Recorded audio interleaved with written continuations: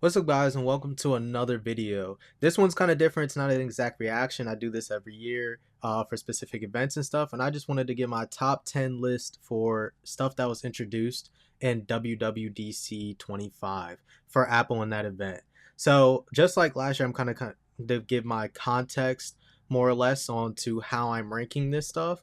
And I think my list will actually shock a lot of people because this is getting ranked based on how many people are really going to use it, the usability to it, how new is this actual feature, what kind of creativeness does it bring into it, or just how it can overall be used, or how new it kind of seems as far as a OS feature and things. And then also, like I said, how many people are going to get use out of this, and is it really something that people may care about, right?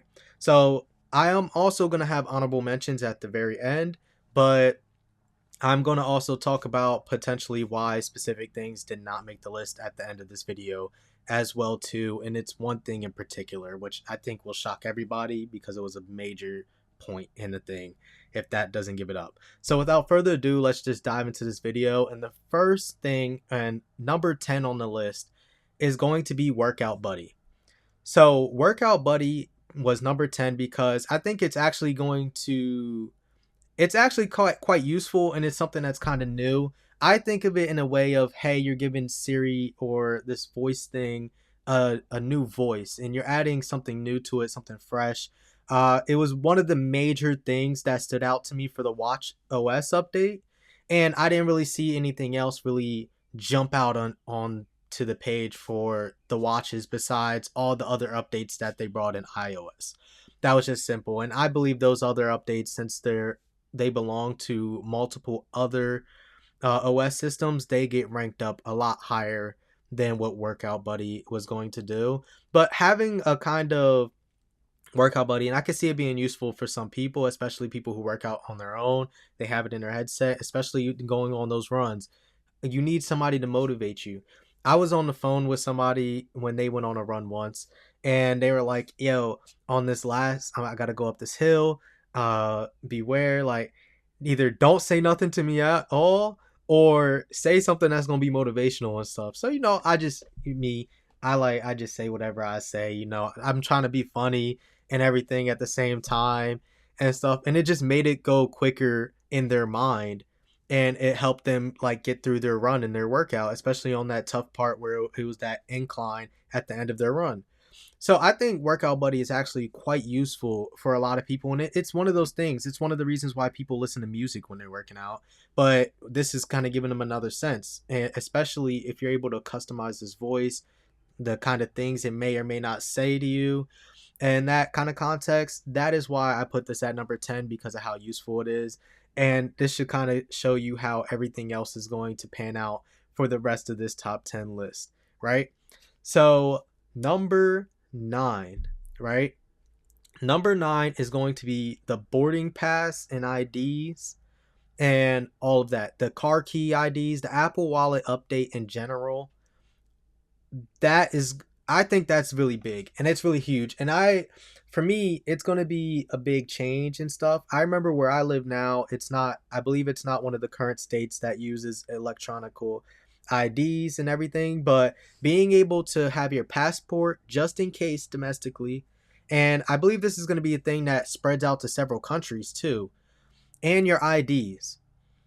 So one of the things that people always have on them is their cell phones. Will constantly have their cell phones on them, no matter what. Their phone will be on them, and that means they will always have their identification on them as well too.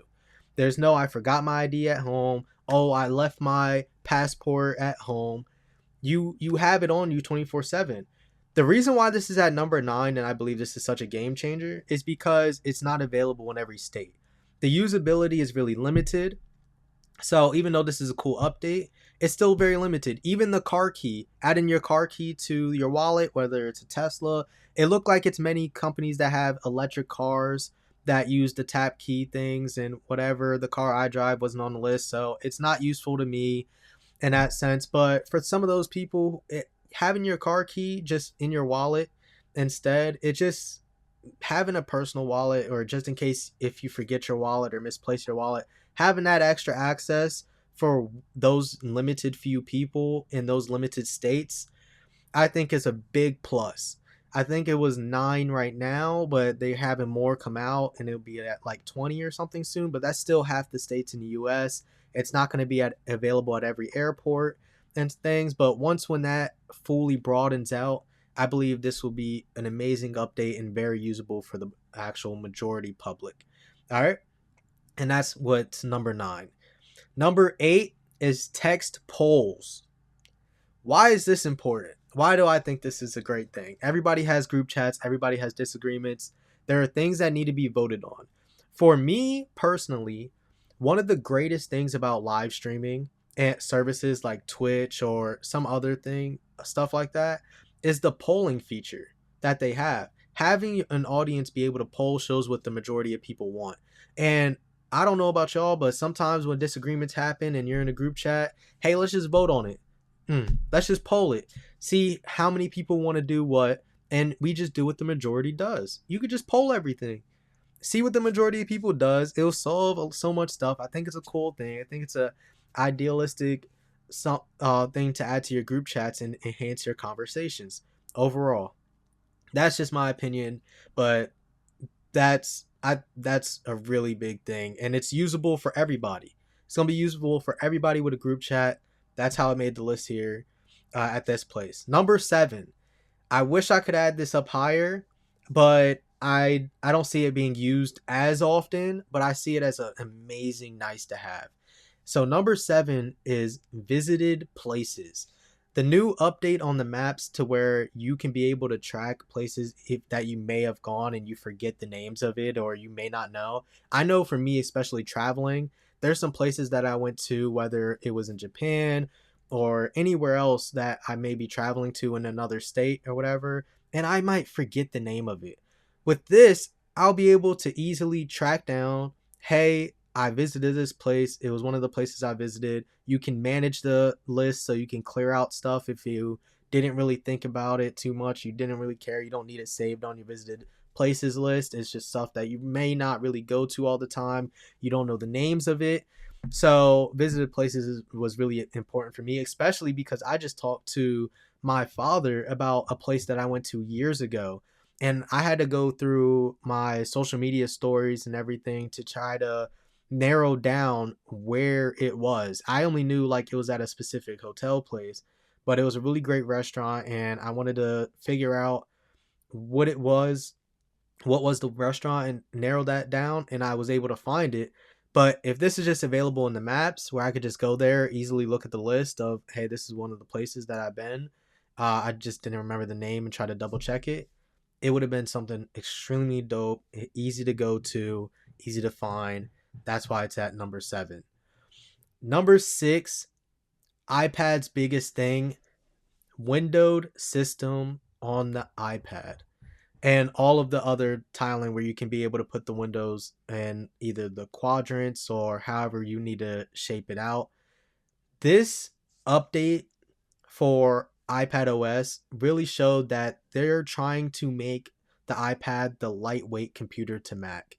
This is really what's going to become the difference between the Mac and the iPads, and why I don't think they're going to eat each other alive like how the iPhone did the iPod, is because the Mac will be used strictly for work, businesses, engineering, and strict content creation nodes. For the iPad, it's going to be a lightweight computer, basically, where you're still able to type. It's almost like a lightweight laptop, really for personal use. There's some other stuff they added in there that I don't agree that will go well unless you have a lot of iCloud storage, but for like creating content and things. But as far as having the windowed system, I feel like that's an amazing idea. I wish that that was available on iOS as well too, to some availability in a sense. I know it'll be hard to do on the phones, but it's still like something that would be cool to have in some sense where you can have it up. I'm not sure. Who knows? But having it on the iPad and being able to kind of window out your iPad in that kind of scale especially for all those people who do have iPads and moving it more closer to a computer based system. I think it is an amazing update.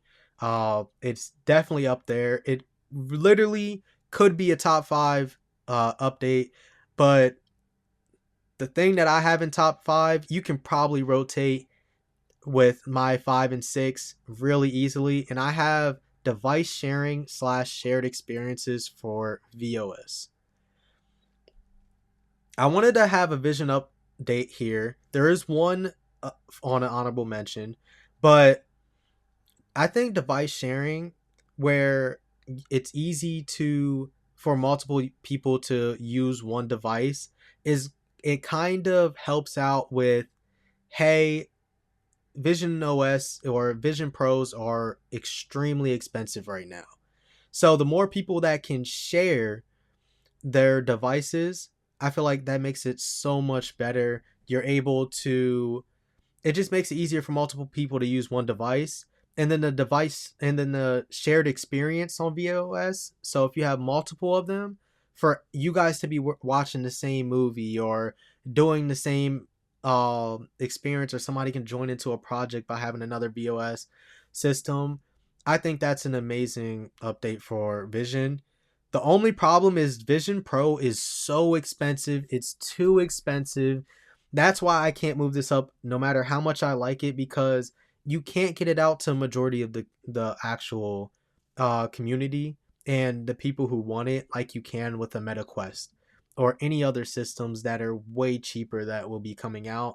You just can't do it with the Vision Pro. It just, this encourages it more, which is why I put it up there higher. It's something that's new to be able to link the systems, build more uh, communication or compatibility between multiple users, and the social aspect is, I believe, is what makes this so much higher on the list, because everything else up here, most of the other stuff that I have on the top 5 are mainly social interaction kind of things, because they include the most users or the most compatibilities and stuff. So moving on from VOS, number 4. Well, number 4 is CarPlay Ultra. We already had a sneak peek on this, especially if you've been following this channel for a while. Aston Martin, they showed CarPlay Ultra first. CarPlay Ultra is amazing for several different reasons. One, they added more customization to it, to where you can have dark mode to your apps. They added liquid glass to it. They added everything else to it. Widgets are on it. You can control your car's temperature, your air control, volume. You can do everything now on CarPlay Ultra. So much customization. You have pinned messages on there, the phone calling and everything else, how it's structured. It's just amazing, and it looks like it's coming to most vehicles. When we first got this introduced, I thought it was going to be strictly on luxury vehicles, but it looks like it's going to be on multiple vehicles, based on them showing a Mustang and the actual, I believe it was a Mustang or a Charger, something. I believe it was a Mustang in the actual event when they showed it off. But CarPlay Ultra is big.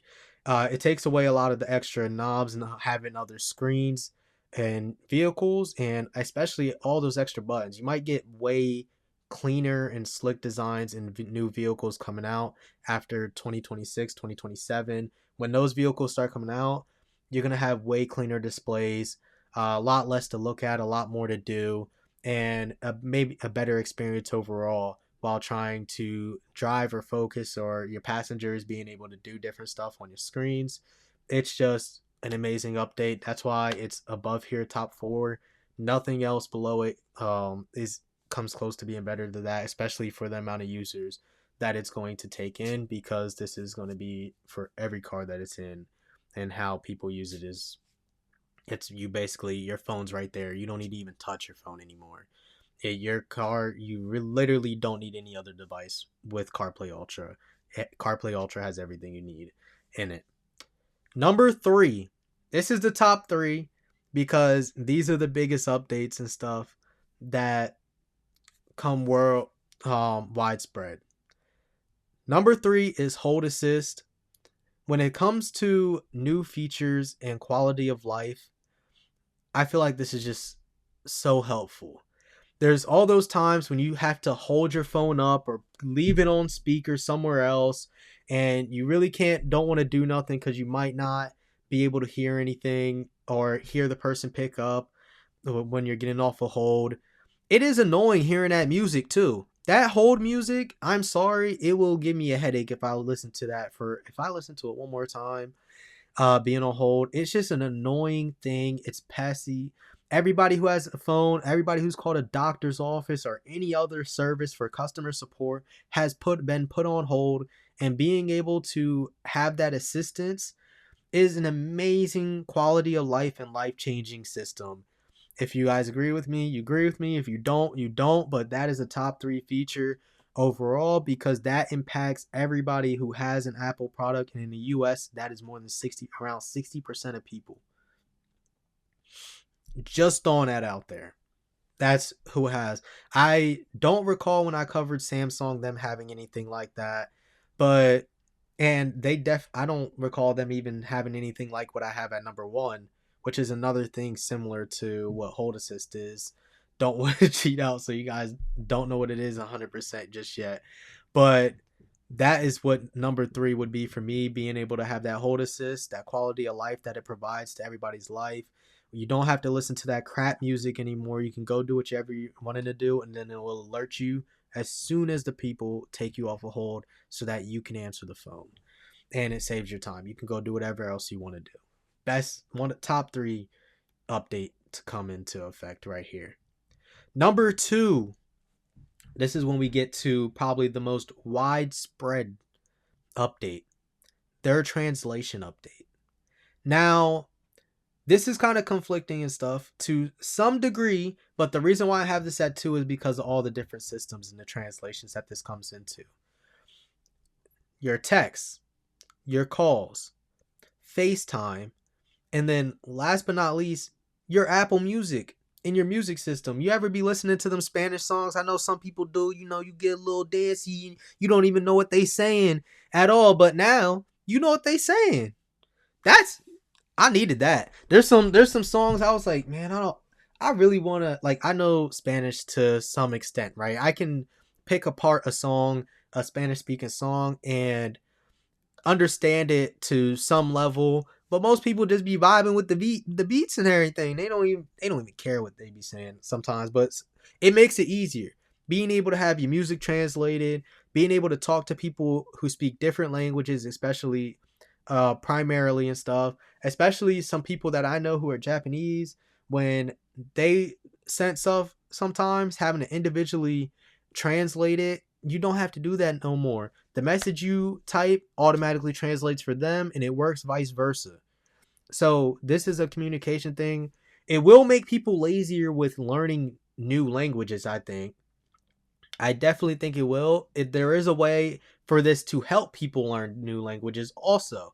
So it's kind of a double-edged sword in a sense, but the overall translation when it comes to all their OS systems, I think was an amazing update. Overall, nothing can beat it. Nothing is topping it except for number 1. And that's just because, again, the quality of life that number 1 has. And I know that everybody who got an Easy Pass text will agree with me. Phone and message screening. Now, I know that Apple already had the like scam likely stuff that comes through and whatever, but this is mainly for text messages as well too. And also, the reason why it's even better on phone is you don't even have to pick up the phone anymore. This is going to be almost a downfall of scamming until they find a workaround around it. I'm sure they will. But for most people, message screening, you don't get those Easy Pass texts no more. They're not going to come directly to your main inbox. There's going to be a separate thing to look at those messages. And the great thing about it is, like, if you ordered a table and got a reservation, those types of text messages will still go through. But them scam messages, they're going to be hidden from you. Hidden from you, your grandma, your auntie, your mom, your dad, your brother, your sister. All of them, They all gonna have it hidden from them. And also for the calls, which makes the calls is way better, it silently answers the call on the other person's end so that they can say, hey, this is such and such, give the information so that you know if you want to answer the phone or not. And this goes for anybody. You can see and read who's calling you. It will answer the phone or not. You have more of an idea. You know, when you get those scam calls, you have to say something first. This prevents that whole thing from even happening.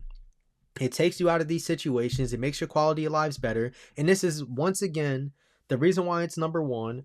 Everybody who has an iPhone and an Apple product, this is useful for.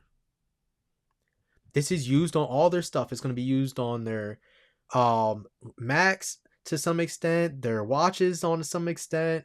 All of these updates for the screening, it's available for everyone. So that's why I put it at number one, especially for the whole quality of life to it. Nobody wants to see that. I don't want my grandmother getting scammed. Like, my grandma don't be getting scammed. But I'm just putting it out there because some people's do. The nanas, everything, and I know it was funny. We be joking about it in our household about the Easy Pass ones that always come up. You're not gonna scam me on no Easy Pass scams. Like, get out of here. I know how my Easy Pass get billed. They got the Easy Pass got my real number. Like, come on now. Let's not even do it. Let's not even try it. And that's what number one is for the Apple event, WWDC25. Those are my top 10s. Let me know what you guys' top 10s are in the comments. But before we get to the end of the video, I wanted to give some honorable mentions. Some honorable mentions would be visual intelligence search. The reason why this is an honorable mention is because Google had already showed this a few weeks ago on how they're already doing this searching stuff. I did covered some news that Apple was moving away from Google for searching and doing that kind of stuff and using some other AI. It has not been confirmed that they are using OpenAI, or at least from the presentation, I did not see where they were strictly using OpenAI for this compatibility. If they are, it's okay. I mean, it's something new. It's something that they're adding, but this is a widespread thing. Google and Samsung phones have already been able to do this and have this kind of visual intelligence search already.